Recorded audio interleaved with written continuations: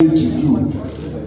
Apparently, a few fellows and elders of the institute have gone ahead of me, and the standard of their dressing was right up there, and I fell a little short.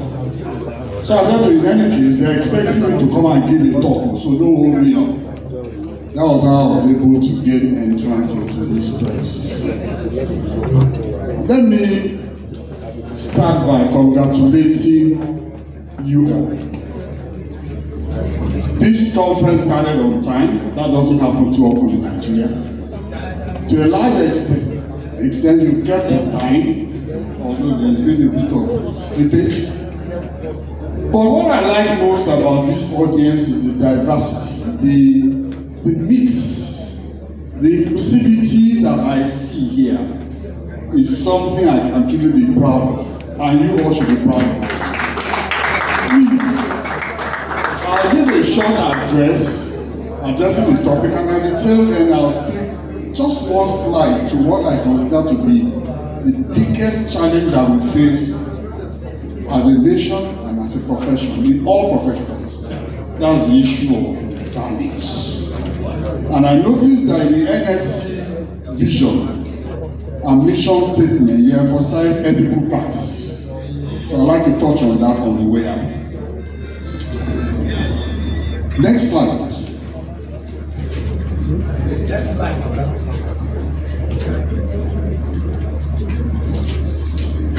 The congratulations goes particularly to the incoming chairman of the Ikeja branch of the Nigerian Society of Engineers, Engineer Muide, and the entire executive committee. Yours is a challenging one because with this kind of topic, I kind of said to myself, you set yourself a very high standard. And if you have to navigate this route, you need all the support that you can get. Now, it's instructive that they asked, am I an engineer? I said no. Let me tell you what it was like in our days in UI.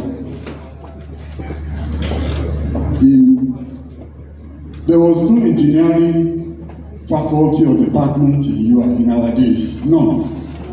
In fact, there was no technology. There was nothing like finance and no commercial. Nothing. You either do physics, chemistry, medicine, theology, history, classics. Thank you, sir. So the first time I stumbled on somebody on the first floor in my Z-Corp, and he said he was doing petroleum technology. What is that? Petroleum. I never heard anything like that in my life. I said, eh. So what year are you? He said it's in year 2. I was in year 2 also. But this is a 4-year course. And I wonder, what came between here that would make me stay 1 extra year compared to my 3 years? It was strange. So some of you, and I look at, and I said to myself, look at the way technology, engineering, science has transformed Nigeria over the last 30-40 years. But when I researched a little bit for this topic, I realized that, in fact, we haven't even scratched the surface.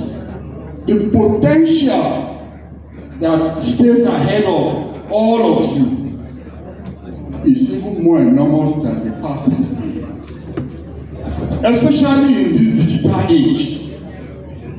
Let me make a detour up front. From the introduction that was done by the incoming chairman, in this topic, she emphasized blue economy.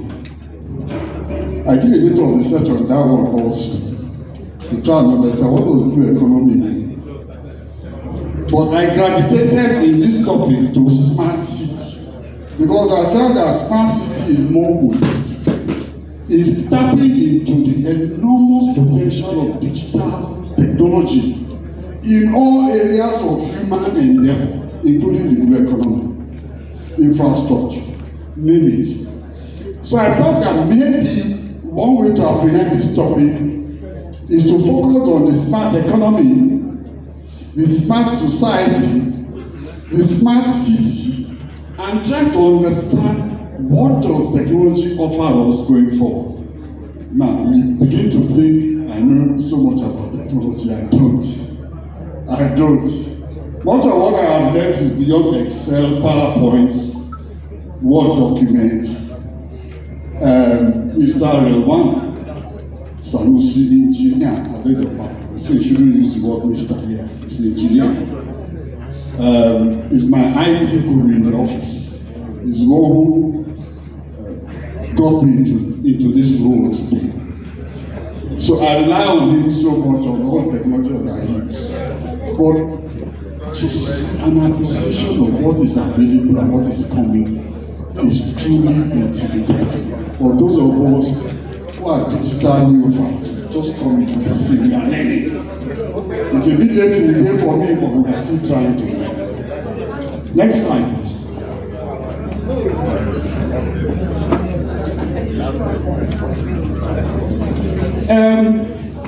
I talked about deconstructing the topic first.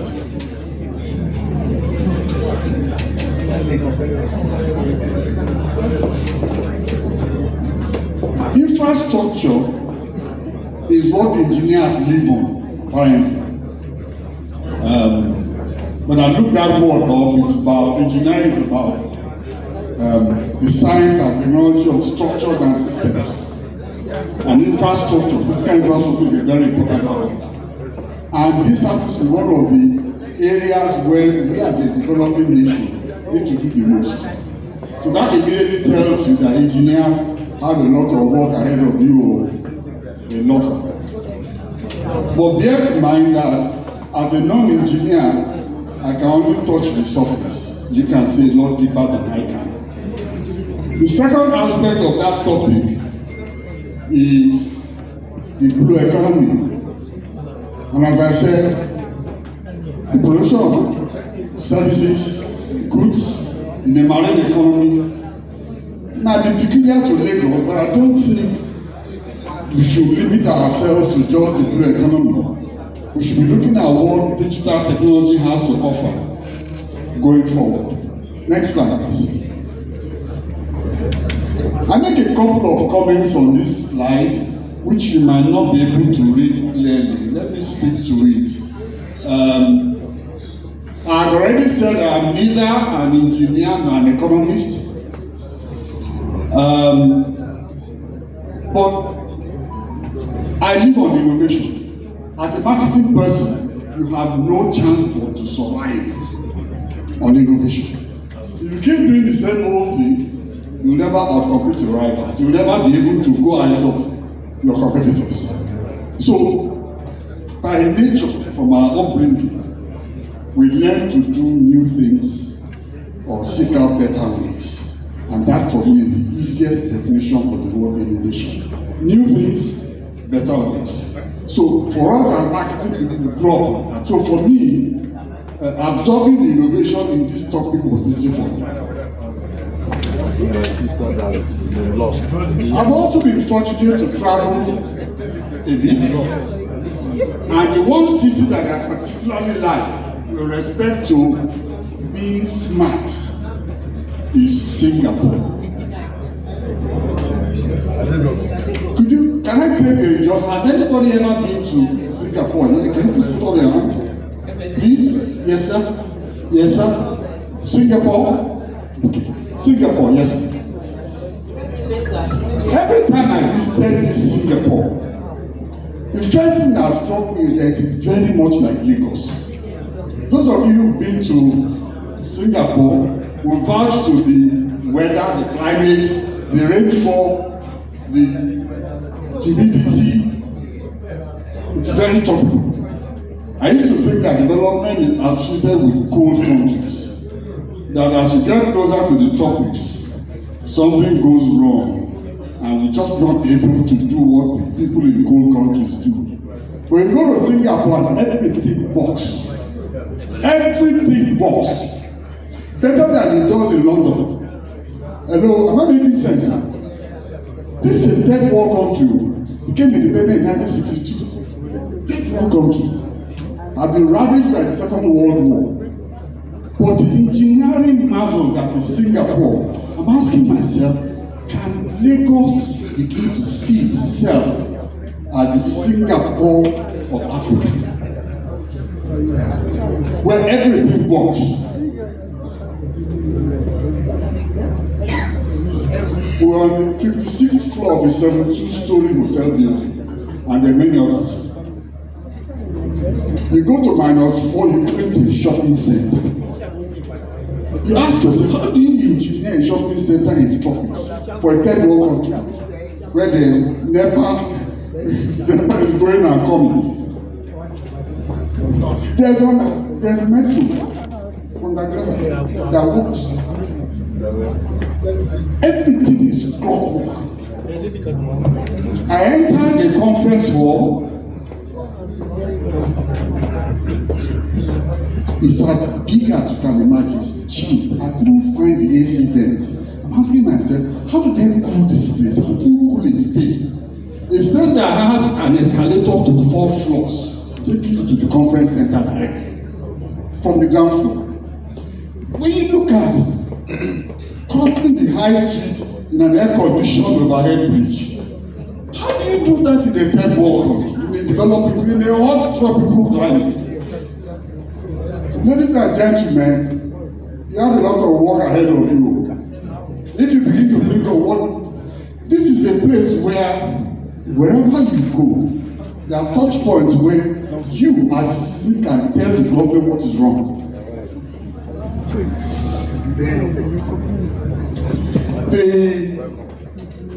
The plane that took me in, I was to find somebody had put chewing gum and put it on the back of the seat in which I sat. And I wonder who would do that. Also because in Singapore you cannot drop anything on the floor. So that's the participation. You cannot drop anything on the floor. This is a place where people are busy cleaning the leaves of plants on the street, just so that the place is clean. The rain falls like it does in Lagos, and in 5 minutes you don't see a drop of it. It's all gone. I don't know how to manage. So all of these engineering marvels for me, I don't know, I can't explain, but you know better than I do. And all I'm saying to you is that they are leveraging. They have built the world's smartest airport. Singapore, the country that came in 1962. 62. For those of you who are Yorubas, we went to the museum and we saw, you know what they call Chalanga toilet, with latrine toilet in the 60s. Nigeria was ahead of Singapore.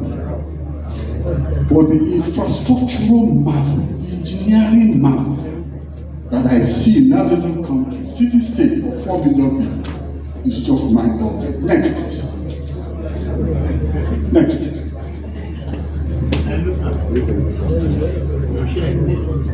But you know, this assignment I handle in a slightly different way.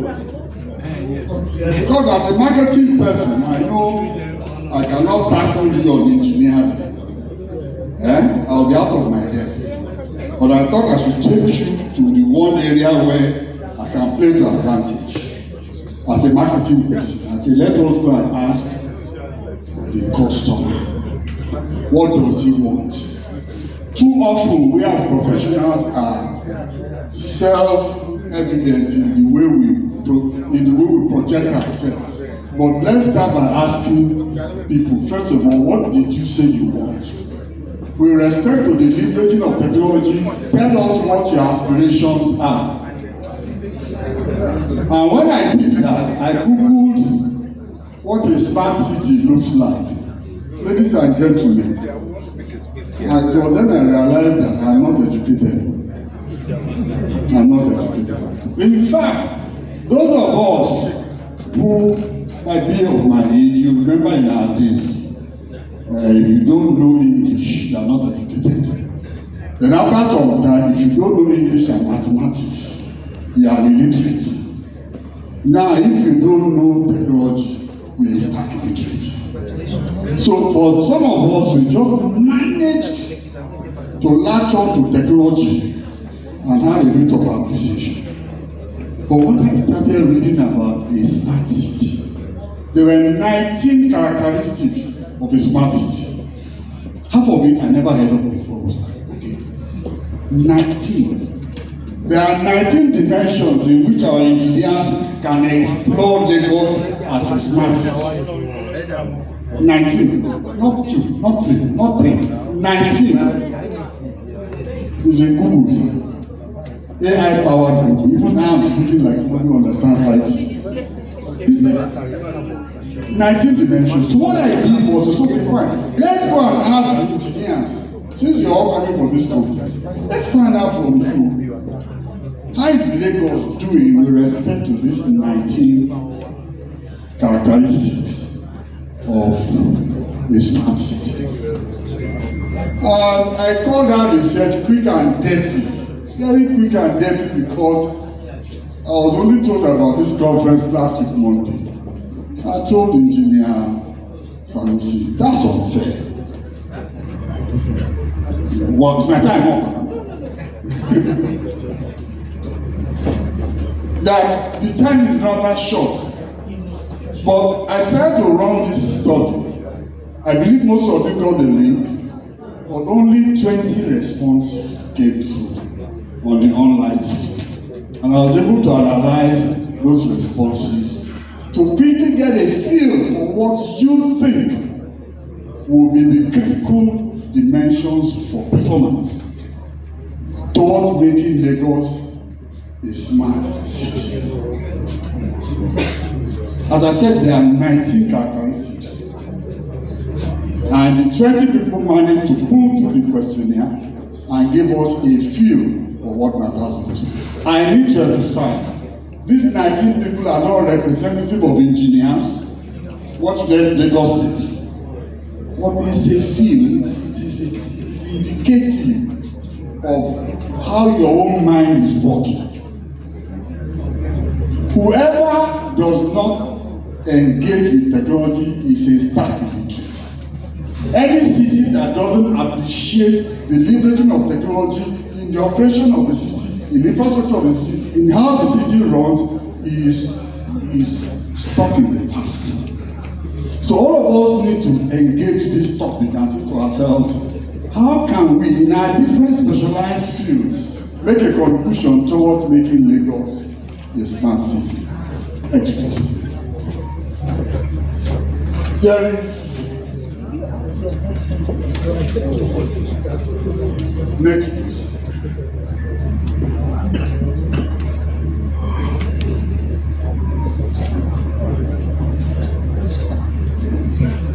The 19 characteristics which are uncovered, let me just read some of them to you so that you see how potent technology is impacting our lives. And to say those of us who are either in government or in the private sector, in whatever fields that we are in, we have to connect with the opportunities that technology presents. In areas of technology-driven infrastructure, effective transportation, environmental initiatives, data-driven decision-making, citizen engagement, innovation and entrepreneurship, resiliency, collaboration, smart urbanization. It goes on and on and on in terms of the various ways, and each one is elaborated upon so that we have a feel for how we can deploy technology to the betterment of people that live in the city.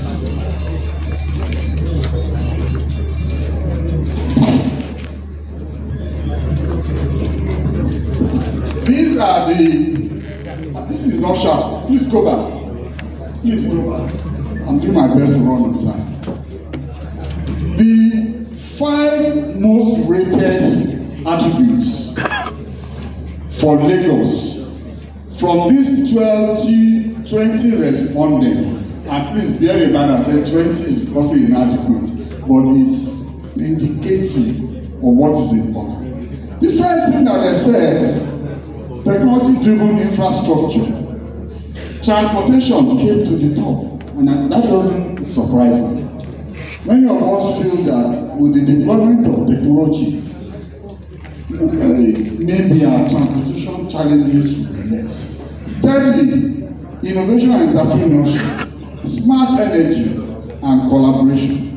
And the areas where Lagos rated the least when it comes to smart city are the ones on the right.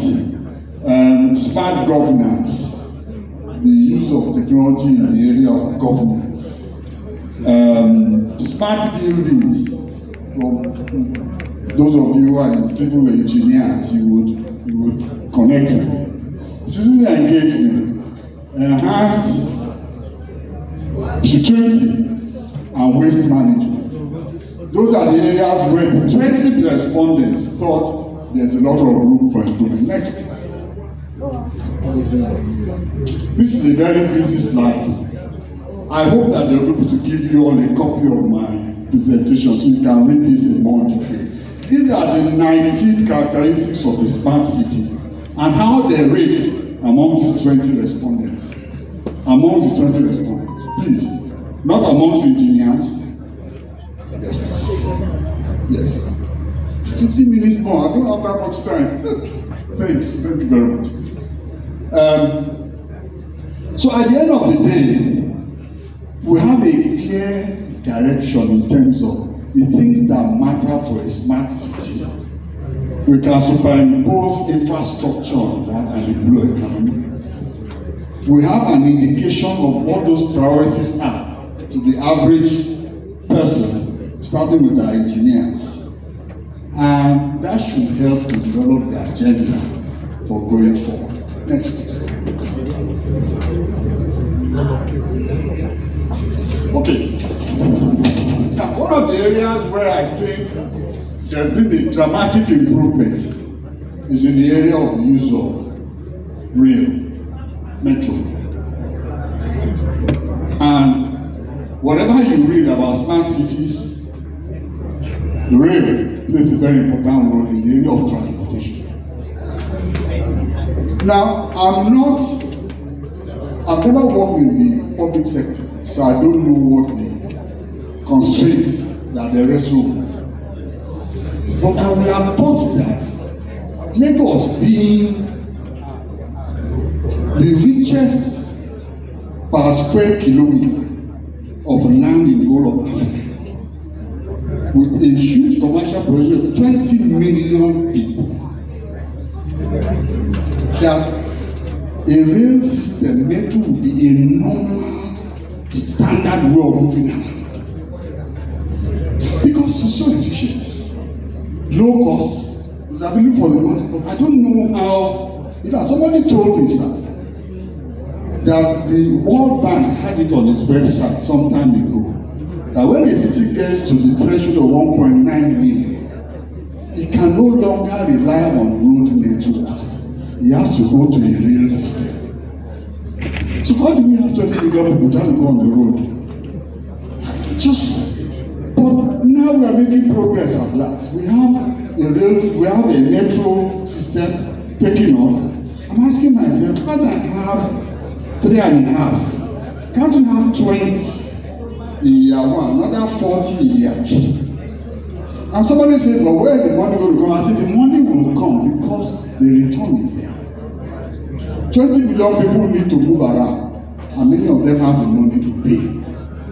Why can't I'm not an economist, so I can't explain why, but I don't know why there's a latent demand and there's a failure of supply.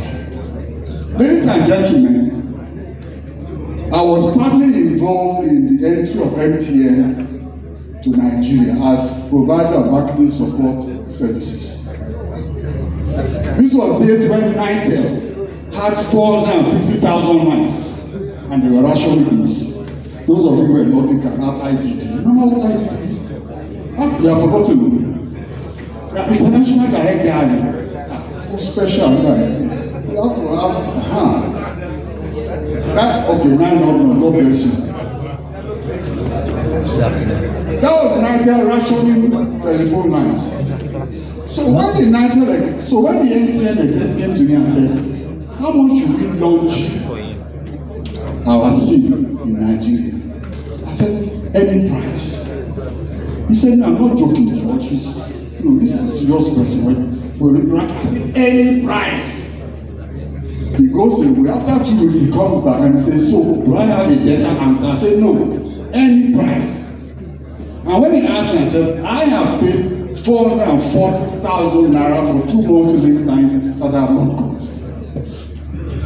Why would you have pent up demand and supply does not happen because you say there's no money? You know the amount of money around in the world that is chasing opportunities. There's something wrong with us if that money is not coming here. In any case, MTN paid 225 million US dollars for the license. They launched at 20,000 naira per SIM. Today, how much is SIM? 0.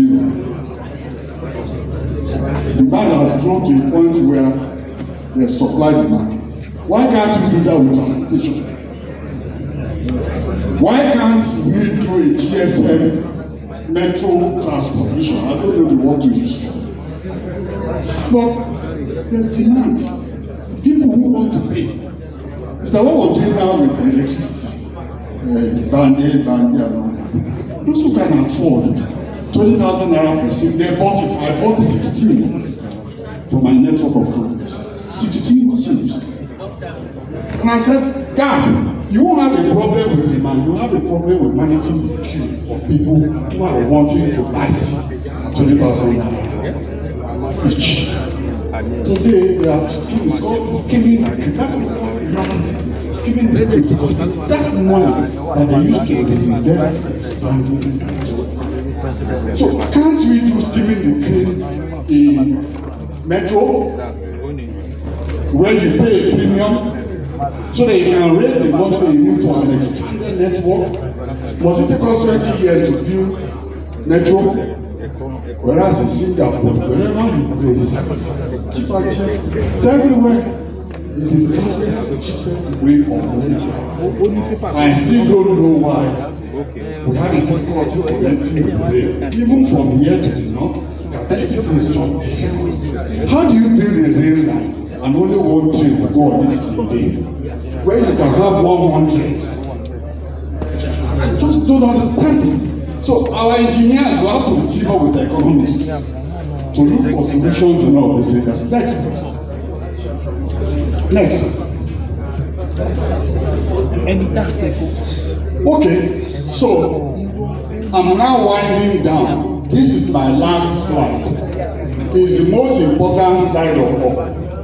I've spoken a little bit about engineering and infrastructure and blue economy, the deal that I do, which is not much.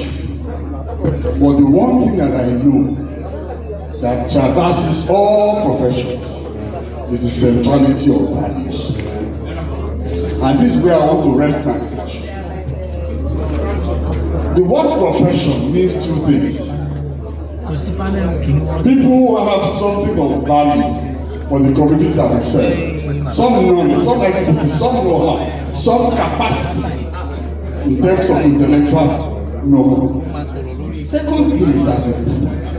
They are guided by a code of conduct, ethics, values, principles. That's what makes them perform that duty and perform it well. Ladies and gentlemen, I can tell you, some professions have done well when it comes to values.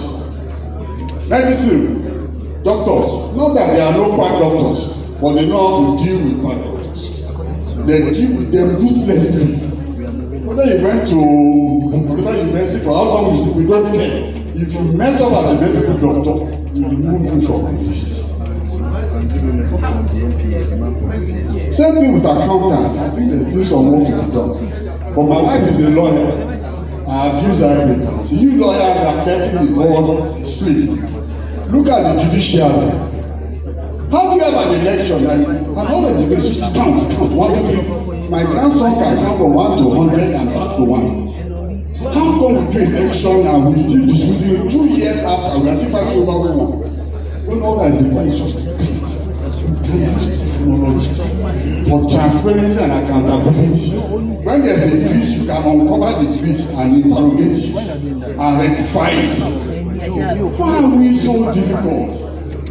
It's because of lack of values. I want to particularly appeal to the incoming chairman and the executive committee to say the engineers, especially of the Kenya, seem to have maintained the standards when it comes to values. Please do not let up. Please do not let up. Let nobody use any primordial instincts to get you confused. Tribal, whatever, religious, whatever. Kill it. Just maintain the centrality of values. The values that matter to you. The principles that make you stand. Do not let anybody subordinate the interest of the profession to parochial values. Best of luck.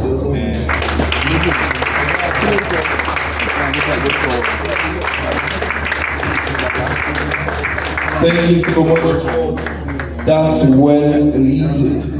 That is just power. That's just fire.